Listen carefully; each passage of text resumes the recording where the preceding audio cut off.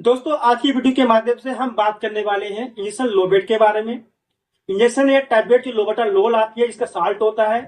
उसके बाद में हम बात करेंगे कि जो टैबलेट या इंजेक्शन होता है लोबेटालोल, इसका इस्तेमाल हम किसके लिए करते हैं, इसके क्या साइड इफेक्ट होते हैं और इसके क्या फायदे होते हैं। इन सभी के बारे में हम इस वीडियो में बात करने वाले हैं कि लोबेट इंजेक्शन देने के क्या क्या साइड इफेक्ट हो सकते हैं। इन सभी के बारे में हम पूरी विस्तार से बात करेंगे और इसके क्या नुकसान होने वाले हैं, इनके बारे में भी बात करेंगे।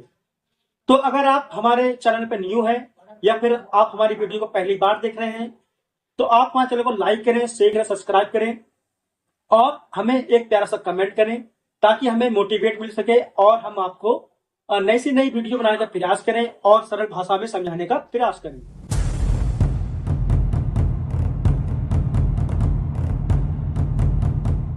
तो बिना देर किए बात करेंगे। जो इंजेक्शन लोबेट आता है, अलग अलग नामों से आपको मार्केट में मिल जाएगा, जैसे कि ग्रेविडॉल, लोबेटालॉल, ये लोबेट, ये बहुत से फार्मा कंपनी इसको बनाती है, मगर इसका जो साल्ट होता है वो लोबेटालॉल ही होता है। अब बात करेंगे लोबेटालॉल का इस्तेमाल हम किसके लिए करते हैं। तो लोबेटालॉल इंजेक्शन का इस्तेमाल हम करते हैं जो पेशेंट का किसी का बीपी सडन एकदम बढ़ जाता है या फिर उनको टैबलेट एम्लोडिपिन या फिर टैलमा देने के बाद भी बीपी उनका कम नहीं होता है, तो उस हाइपरटेंशन बीपी को कम करने के लिए ही हम इस इंजेक्शन या टैबलेट का इस्तेमाल करते हैं, हम लोबेट का इस्तेमाल करते हैं। मतलब कि जो हाई ब्लड प्रेशर होता है, उस हाई ब्लड प्रेशर को नॉर्मल करने के लिए ही हम इंजेक्शन या टैबलेट लोबेट का इस्तेमाल करते हैं। इसके साथ साथ किसी को चेस्ट पेन होता है, एंजाइना पेन होता है या फिर कोई स्ट्रोक वगैरह होता है, तो उस स्ट्रोक को, उस चेस्ट पेन को, उस एंजाइना को रोकने के लिए भी इससे हम लोबेट इंजेक्शन का इस्तेमाल करते हैं। ये एक अब बात करेंगे कि लोबेट इंजेक्शन देने के बाद या फिर लोबेट टैबलेट देने के बाद हमें क्या क्या ध्यान रखना चाहिए। तो लोबेट या फिर इंजेक्शन या टैबलेट देने के बाद हमें ध्यान रखना चाहिए कि ये इंजेक्शन देने के तुरंत बाद बीपी सडन कम हो जाता है। आपको ध्यान रखना है कि हमने लोबेट इंजेक्शन या टैबलेट दी है तो कम से कम पेशेंट का आधे घंटे तक लगातार 5-5 मिनट में बीपी चेक करना है। हमें उसका बीपी मेजर करना है बार बार कि पेशेंट का बीपी कितना कम हो गया है, कितना कम नहीं हुआ है।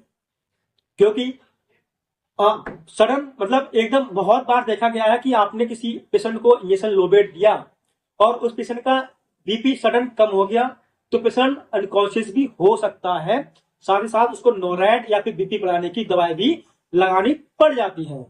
तो आपको ध्यान रखना है कि आपने इंजेक्शन लोबेट दिया है, आपने टैबलेट लोबेट दी है, तो उसका बीपी कितना कम हुआ, कितना कम नहीं हुआ, आपको ये सब बातें ध्यान में रखनी है और आपको डॉक्टर के प्रिस्क्राइब के अनुसार ही इसकी डोज देनी है। ऐसा नहीं है पेशेंट का बीपी 120 आ रहा है या फिर 110 आ रहा है और आपने पेशेंट को इंजेक्शन लोबेट या टैबलेट दे दी है, तो आपको बीपी मोस्ट ध्यान रखना है कि आपको पेशेंट का बीपी को ध्यान रखते हुए ही इंजेक्शन लोबेट या टैबलेट का इस्तेमाल करना है। अगर पेशेंट का बीपी कम है तो आपको वहां पेशेंट को नहीं देनी है, और पेशेंट का अगर बीपी हाई है तो डॉक्टर को अगर बताना है कि पेशेंट का बीपी कितना आ रहा है, मान लो 200 आ रहा है या फिर 210 आ रहा है, तो आप इसको इंजेक्शन दे सकते हैं। और कैसे देना है आपको उसमें ध्यान रखना है आपको। अब बात करेंगे कि इसके इस्तेमाल हम कहाँ कहाँ करते हैं। तो मैंने आपको बताया पेशेंट को एंजाइना हो रहा है उसमें हम इस्तेमाल करते हैं, पेशेंट का हाई ब्लड प्रेशर है उसमें इस्तेमाल करते हैं, और पेशेंट के हार्ट अटैक और स्ट्रोक को रोकने के लिए भी हम इंजेक्शन लोबेट का इस्तेमाल करते हैं। बात करेंगे हार्ट अटैक या फिर स्ट्रोक को कैसे रोकता है। मान लो पेशेंट का बीपी 200 है, 200 से ऊपर है, तो पेशेंट की दिमाग की नस होती है, आपने सुना होगा कि पेशेंट की दिमाग की नस फट गई, तो दिमाग की नस फटने का मतलब हुआ कि पेशेंट का बीपी सडन एकदम बढ़ गया और उसने कंट्रोल नहीं किया, उसने ध्यान नहीं दिया, उसने कोई भी बीपी कम करने की दवाई नहीं ली, तब उसको एकदम हाइपरटेंशन ब्लीड हो गया। उसको हाइपरटेंशन ब्लीड इसी को बोलते हैं, पेशेंट का सडन एकदम बीपी हाई हो जाता है और बीपी उसमें कंट्रोल नहीं करते हैं, तब इसको हाइपरटेंशन ब्लीड हो जाता है। तो लोबेट जो इंजेक्शन होता है वो हाइपरटेंशन ब्लीड को रोकने का कार्य करता है। अब बात करेंगे कि इसके क्या क्या फायदे होते हैं। तो लोबेट इंजेक्शन के फायदे यही होते हैं कि आपको बीपी कम करता है, आपको एंजाइना रोकता है और आपको ये हाइपरटेंशन से रोकता है।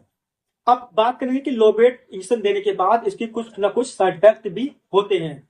अब वो साइड इफेक्ट कौन कौन से होते हैं इनके बारे में हम बात करें तो इसका नुकसान सबसे ज्यादा यही होता है कि हमें एकदम सडन उसका बीपी कम हो जाता है, हम उसका बीपी लेना भूल जाते हैं। तो हमें ध्यान रखना है कि पेशेंट का बीपी पहले कितना था और बाद में कितना है, ये मेजर करते रहना है। कम से कम आधे से 1 घंटा में बार बार मेजर पेशेंट का बीपी करना है और पेशेंट से पूछना है कि आपको कोई दिक्कत तो नहीं हो रही, आपको कोई चक्कर तो नहीं हो रहे, आपको कोई सांस तो नहीं फूल रही, या फिर आप में कोई भी दिक्कत या कोई समस्या हो तो आपको हमें बताना है।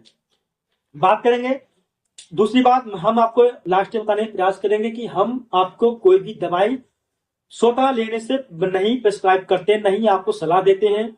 आप कोई भी दवाई मेडिसिन लेने से पहले अपने डॉक्टर से जरूर पूछें कि इसकी डोज क्या लें, हम क्या नहीं लें, इसकी डोज क्या रहती है, क्या नहीं रहते हैं। हम सिर्फ आपको मोटिवेट के लिए वीडियो बनाते हैं, आपको समझाने का प्रयास करते हैं। तो कोई भी दवाई अपने आप ना लें क्योंकि वो आपको साइड इफेक्ट दे सकती है। तो आशा करते हैं आपको हमारे द्वारा बताई गई जानकारी अच्छी लगती है, अच्छी लगी होगी। अगर अच्छी लगी होगी तो आप कमेंट करें, अपने दोस्तों में शेयर करें और सब्सक्राइब करें और हमें मोटिवेट करें ताकि हम आपको अच्छी से अच्छी वीडियो बनाने का प्रयास करें। थैंक यू, मिलते हैं नेक्स्ट वीडियो में नए टॉपिक के साथ। तब तक के लिए धन्यवाद, नमस्ते।